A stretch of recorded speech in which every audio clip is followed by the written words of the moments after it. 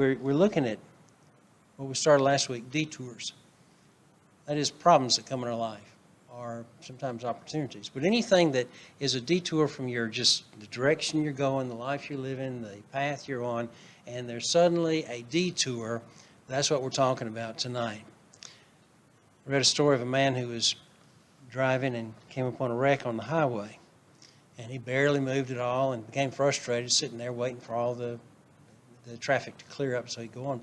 Well, a friend of his had called him earlier and said he was going to be late. He was getting a late start, and he was going to arrive to the office late. And so this first man was going through all that traffic and congestion, and the other man who left later saw all the cars backing up, and he said, I'm going to take a route around this, a detour, and he chose his own route. But as the first man arrived at the office, the second man had already gotten there. And because the second man had chosen a detour, even though it was his own detour, he arrived faster than the man who was going straight through. When we think about detours, they get in the way sometimes. They prolong us. They're aggravating sometimes. But God knows the wisdom of detours. And as we look to Joseph, we started last week, and again we'll continue this week. He was 17 years old. He faced some adverse circumstances that he could not fix. And he was a smart 17-year-old, I think, very wise for his age. But he couldn't fix the problems he was in. He couldn't fix the problem that his brothers wanted to kill him and threw him in a pit. He couldn't fix the problem that he was sold to some Ishmaelites and taken down to Egypt. He couldn't fix the problem that he was sold to Potiphar. He was in Potiphar's house. But he could determine how he was going to respond to it. And that's our choice. Things happen in life that set us back, detour us, prolong us, get us off track, mess things up, problems. We can choose how we will respond to them, either in a positive way or a very negative way. We can go kicking and screaming and making everybody around us miserable, or we can look for God in the midst of it. Most detours have twists and turns, and that are kind of similar in all of them. And we'll look at some of those and then look at some good that can come from detours. Detours test us. A test in the biblical context can be defined, and this is an academic definition, an adverse circumstance, either created or allowed by God, in order to reveal to us the way of development and preparing us for His purpose. So it's something God allows to help us get better, to serve Him. In 2 Chronicles, Hezekiah was faced with a test. He didn't realize it was a test, but he's faced with a test. And one reason God uses a test is to show us what's in our heart all along. We may think, oh, I'm good as a Christian. And then all of a sudden we have a test that comes. We react in such a way, and we say, where did that come from? And it reveals something that's been there all along. And we know I need to work on that area of my life. In 2 Chronicles, Hezekiah was faced with Babylonian officials coming. He says, when the ambassadors of Babylon's rulers were sent to him to inquire about the miraculous sign that had happened in the land God left him to test him and discover what was in his heart. God was testing him. And when the prophet came, he said, what did you do? He said, I showed him everything. He said, what all did you show him? I showed him everything. And the prophet said, one day they're going to come take it away. And so he more or less failed that test. God already knows what's in your heart. He knows what's there, and He knows what's a hindrance and what's a blessing. And we don't often recognize what's in our own heart. We like to think we're good. We like to think our motives are pure and our actions are good, and everybody else ought to understand us the way we think we are. That's how we think. But God looks in our heart, and He says they need to realize they're not as good as they think they are. All have sinned and fallen short of the glory of God. And if that's true, then I still have sin in my life that I need to work on daily and become better and better serving God, because my heart is more and more pure. A test will always bring the truth to the surface. The truth. We don't like the truth sometimes, especially when it's about us. But it will bring the truth to the surface. In a test, God wants us to really see ourselves. It's like looking in a mirror. We see how we really look. And their test reveals what's in our heart. God wants us to know both our potential and our limitations. And so sometimes we go through tests to learn what our potential is, and sometimes we go through tests to learn what our limitations are. And when we realize the truth about ourselves, we can address it and move from there. When you go to the doctor with a heart condition, one of the first things he will do is put you on a stress test. Most of us have done that. And if you go through the whole test, it lasts about 15 minutes, and it becomes harder and harder as the grade gets higher and higher, and maybe even the pace picks up a little bit. But on that test, all the electrodes attached to you, around where your heart beat can be detected, reveals things to the doctor, truths about your heart. And you may go in and say, well, I feel fine. I don't have any problems. But then you take that test, and the test reveals a truth about you that there may be a little blockage somewhere, or another little problem going on, and the doctor can take care of it. When you can read your Bible, you can go to church, you can participate as much as anybody and feel like your spiritual heart is fine. But God may allow a test to reveal it's not. And you may find there's still a sin in your life. And so, like, if you're a greedy person, and you give a lot of money to the church, you say, I'm not greedy, I give a lot of money. You give a lot of benevolent, you help a lot of people. But then God will send a test that will somehow reveal, oh, I have a greedy inclination toward money. And it reveals that. Then you realize, I'm not as pure as I thought I was. It was just a cover-up. And in other areas, it may be hatred, lack of love. It may be jealousy, envy. Just a lot of areas, Satan kind of masks our sin while at the same time manifesting it. And God sends tests to reveal that to us. God wants us to know the truth about ourselves. We can only grow spiritually if we know the truth. And so the tests or detours in our life help reveal that to us. Joseph was sold into slavery to the Ishmaelites. He was in chains walking in the desert toward Egypt. Think about what his response could be. He could have been very bitter toward his brothers, even God, for allowing that to happen. And there he was. He was the chosen one. He had the coat of many colors. That's a coat of authority that was given him. He was the favored son, and everything was going his way. And all of a sudden his brothers tear up the coat and sell him into slavery. And now he's having to walk behind this caravan in chains.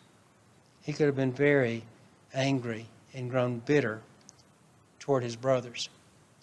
But later, when he was talking about that incident, he didn't say it was the Ishmaelites that took him to Egypt. He said it was God who had sent him to Egypt to save many lives. He looked at it as God is with him in this situation. Don't know why. Don't know what the outcome is all going to be. Don't know what the process. But somehow God is going to use him in that situation. Well, let's think about some benefits of a detour. And I would say what Joseph went through, what kind of benefit is that? But eventually it led to him being the second highest ruler in the world. And he could help many, many more people than just the Israelites. He helped people around the world because of that. One benefit is sometimes detours help develop us. Sometimes they reroute us to an entire new location, and we would never have even thought of going. The last church I went to, the first Sunday we were there were 19. 7 of them were my family. There were 12 in that church that wanted me to go be their pastor. And I was at a church running 200 or 300, 400 in Sunday school and serving on staff there. And why would I want to go to a church running 12? Well, it's because of a detour that I even considered it, and God opened the door in other ways as we considered it, and it turned out to be a blessing. That church was about full every Sunday when we left. It grew while we were there. There were many people that were saved while we were there. There were a couple of homes that were salvaged while we were there. And so there was a lot of good done while we were there that I wouldn't have just considered that church several months earlier than I did. But God arranged things where I did consider it, and God blessed us while we were there. There may be a divine purpose for the detour. You never know. Something may happen. It's not your plan, messes up your day. And ask yourself, is God in this? And first of all, I would say yes, because God is with you. And it may not be a direct God doing something to cause you to be aware of something, a truth, or to develop. It may just be something that happened. That happens in life too. Just things happen. But very well could be God is using this for a specific purpose to help you realize something. God allows people to move us and shape us in order to move us to our next step. Sometimes there are people that become involved in our life, and it causes us to have to change our course or change what we're doing. And we have to realize that may be God setting you on a new path. When you feel like you're being mistreated by someone, it may be God using them to help you grow spiritually. And think about it next time you come across someone that's really an irritant in your life. Think about, is God using that person to help me become a better Christian? Maybe more accepting of others, maybe more loving of others. I don't know, but using you somehow in that circumstance. When the detours of life come, God will use them to help us grow. Even something that just happens in life, God can use that to help us grow spiritually. It may be that we've gotten on the wrong path. Didn't mean to, didn't go looking for it, thought we're doing good, but we're on the wrong path and we need to just kind of get set back straight. And God can use a detour sometimes to put us right back where we need to go. God will work it all out for good when you align your heart with His purpose and calling on your life. Number 2, detours can be used to train us. Not only develop us, but train us. In the story of Joseph, there's a phrase that's repeated, and that is, the Lord was with Joseph. The Lord was with Joseph. It's repeated throughout the story. Next time you read through Genesis, note how many times the Lord was with Joseph. But we also learn Joseph was with God. For throughout the story, whenever something happened, he kept looking to God. And nowhere in that story do you see he lashes out. He asked for help. He asked those that were in the path. He said, I was put here wrongly. Will you speak out for me? Will you stand up for me? And nobody did. But he never lashed out at him. He never got angry. He never just started beating people up or getting violent or something like that.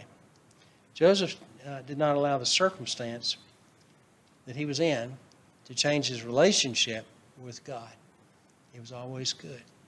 James 4:8 says, draw near to God and He will draw near to you. So when our detour comes, we draw near to God and He's there with us. When you fill a sponge with water and then you squeeze the sponge, you know what comes out? Water. Well, that's what happens in our life when we're filled with the Spirit of God, when we're filled with Jesus, when the tough times come, the detours come, the tests come, the squeeze comes, Jesus comes out, and it's evident that He's there. God blessed Joseph because Joseph was in His will too.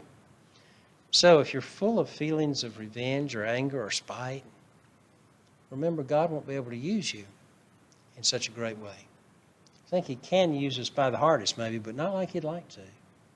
And so we don't need to have anger that we hold on to, or revenge, where we try to get even with somebody, or any kind of feeling that's not of righteousness, because that limits what God can do in our life. Our detour is no good unless you're drawing near to God, forgiving others along the way, even forgiving God along the way. And so we want a detour to count for good and be all it's meant to do by responding. The key to success during a time of testing is to continue to have an intimacy with God. And then number 3, a detour will also develop the capacity, skills, and character necessary to help you fulfill your calling of God. A detour will help you develop in such a way you can fulfill your calling that you have from God. When Joseph was in Potiphar's house, God was preparing Joseph. If Joseph had gone just to an ordinary, it would have been an ordinary upper class person who could afford to purchase him. But if he'd gone to something ordinary, he may not have had the experiences or to be able to oversee what he saw in Potiphar's house. Potiphar was an official. And so Joseph got to see up close how some of the officials operated and how they worked and how they responded to those around them. And he was able to see in that culture how that would happen and help develop Joseph. He was obedient as a slave but had opportunity to learn skills that he used later when he was number 2 in Egypt. He acquired experience in Potiphar's house that he wouldn't have had otherwise. He couldn't have gone from tending sheep to being the number 2 man in Egypt just one short step. He had to go through the process of knowing what it was like to be a servant, to be a slave, and to be in prison, and then to be ready to serve. He learned the language. He learned the culture. He learned a lot of stuff he needed to know. Are you willing to learn? Always be learning. What is it God has for you to learn? If we shut down our learning, then God won't be able to teach us. We have to be able to learn. In our culture, too many want what they want, and the problem is they want what they want right now instead of working for it and waiting for it and praying about it. The Bible teaches that if we cannot handle the smaller responsibilities, we won't be able to handle the larger responsibilities. I've seen time and time again, a man will go to a big church right out of seminary and won't be able to handle it. It's too much, and he'll end up at a much smaller church. But I've seen again those that got out of seminary and went to a smaller church and a larger church and a larger church to a really big church, they could handle it because they grew along the way. We grow where we are, and we grow to be able to handle our calling from God. We need to recognize we have a calling from God. We're to serve Him. He wants us to serve in some way. And it's just like you used to tell the children, go take the trash out. Well, God says, this is my calling for you. I want for you to do this. And that's what we need to be doing. He prepares us for that. He gifts us for that, gives us gifts to do it. And so we do our best when we're where we are, when we serve God, with the idea of serving God. And so what the passage we read in Genesis 39 is the master saw Joseph and saw he was blessed of God. Now for that to happen, I don't think that he just looked at Joseph and said, oh, he's a good man. He must be blessed of God. I think Joseph must have had some talks with Potiphar. And I imagine Joseph was a pretty smart guy for his time and age. And Potiphar probably enjoyed having philosophical talks with him. I think they must have sat down together. And I think that when they talked, that Joseph must have said something about God being in his life and God blessing him and God being with him. And I think just like he talked to his brothers later on and said, you meant to harm me, but God meant it for good. I think he must have talked to Potiphar the same way and said, a lot of people meant to harm me, but God has meant it for good. That's why I'm in your household. And everything I do is successful, not because I'm good, but because of God in my life. I think he must have had that kind of talk with Pharaoh because Pharaoh saw God in Joseph.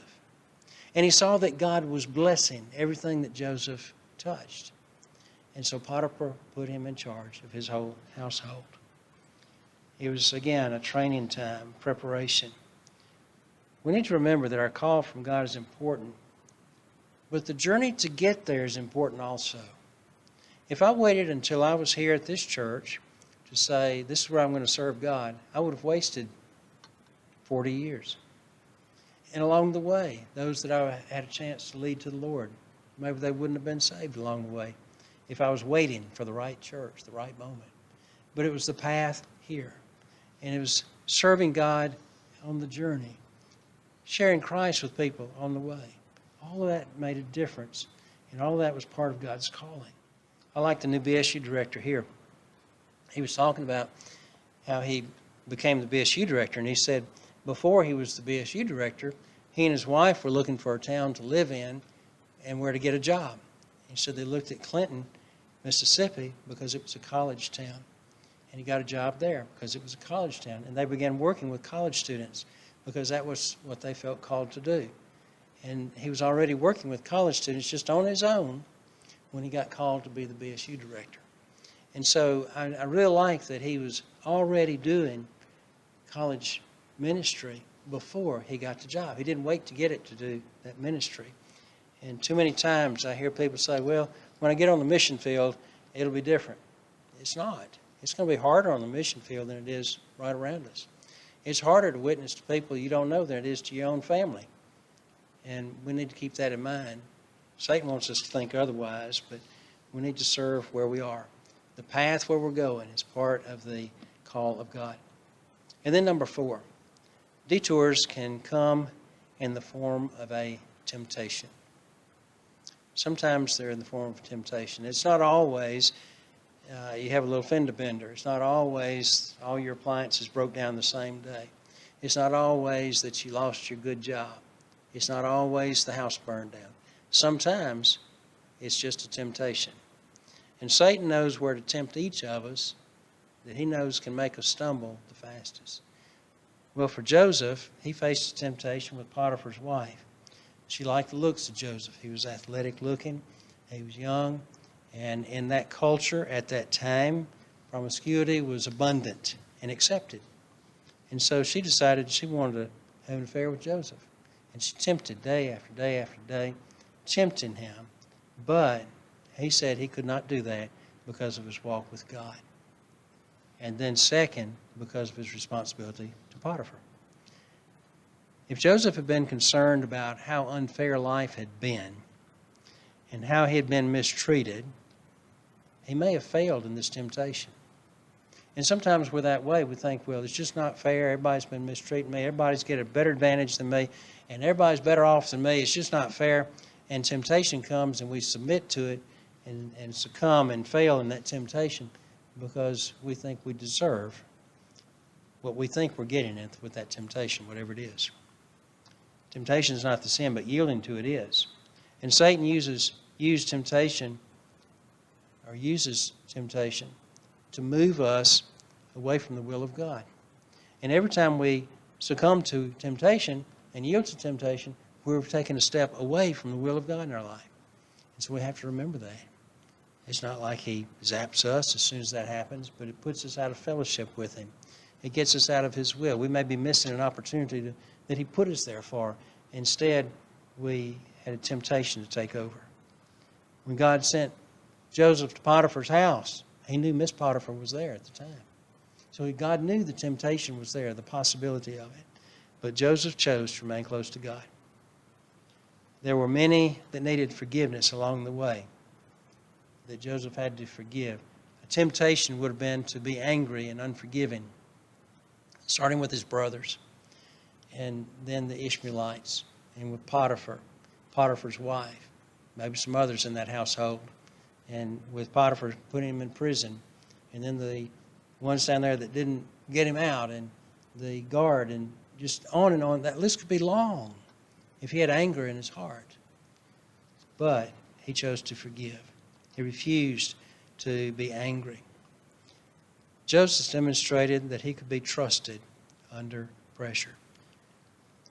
With Potiphar's wife, Joseph made the right decision, a godly decision, a right spiritual decision. In every way about it, he did the right thing, and yet he was still put in prison. Sometimes we can do the absolute right thing and still have something adverse happen. And we say, why? And sometimes it'll get us riled. Where's God in that? Well, we can look at the end of the story and know God was all over that. But he didn't know at the time. And you may have had something similar to that happen to you. You do the right thing, and you still get a bad consequence. And that's not fun ever. Detours can look irrational. They can look illogical sometimes. We can't see where the detour is leading us. We only see problems ahead. And Satan will use temptations to keep us from where God has called us.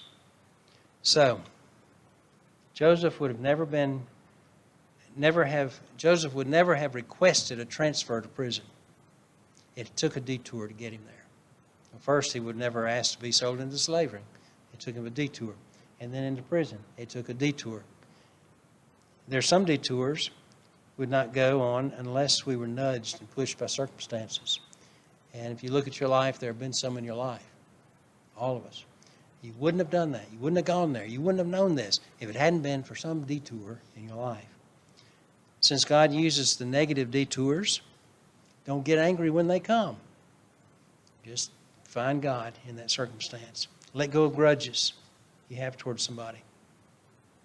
But God used the negative detours in Joseph's life to lead him to a place where he could save pretty much the world. Also, you may never understand the circumstance. You don't have to. You don't have to understand the detour. Just trust God in that. It's okay. Let God give you comfort through those times. Because when you look back, you're going to find God all over it. And you'll see God was in that, even though it was hurtful at the time. Don't get discouraged when detours come in life. Whatever seems like a setback in your life, keep moving forward, keep trusting in God, and He'll see you through.